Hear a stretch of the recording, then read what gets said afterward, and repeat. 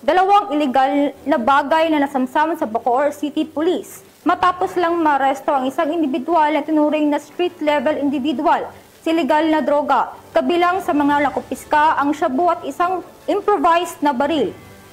Patunay ito sa seryosong kampanya ng pulisya na tanggalin ang banta ng droga at iligal na armas sa komunidad.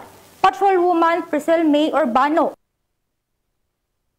Kumpay na naaresto ng Drug Enforcement Team ng Bacoor Component City Police Station ang isang street-level individual sa isinagawang bypass operation sa Camellia Springville, Barangay Molino 3, Bacoor City. Kinilala ang suspect na si alias Nel, 44 taong gulang at residente ng Bagong Silang, Barangay Queens Row, Central Bacoor City, Cavite.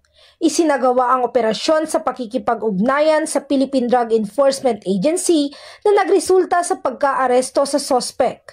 Nasamsam mula sa kanya ang 2 piraso ng heat-sealed transparent plastic sachet na naglalaman ng hinihinalang shabu, 2 piraso ng 100 peso bill na ginamit bilang bypass money, at isang improvised firearms na may kargang 1 bala. Ang mga nakumpiskang ebidensya ay dinala sa Provincial Forensic Unit sa Imus City para sa pagsusuri. Samantala, ang suspect ay kasalukuyang nasa Bacoor Component City Police Station habang inihahanda ang kasong paglabag sa RA 9165 o Comprehensive Dangerous Drugs Act of 2002 at RA 10591 o Comprehensive Firearms and Ammunition Regulation Act.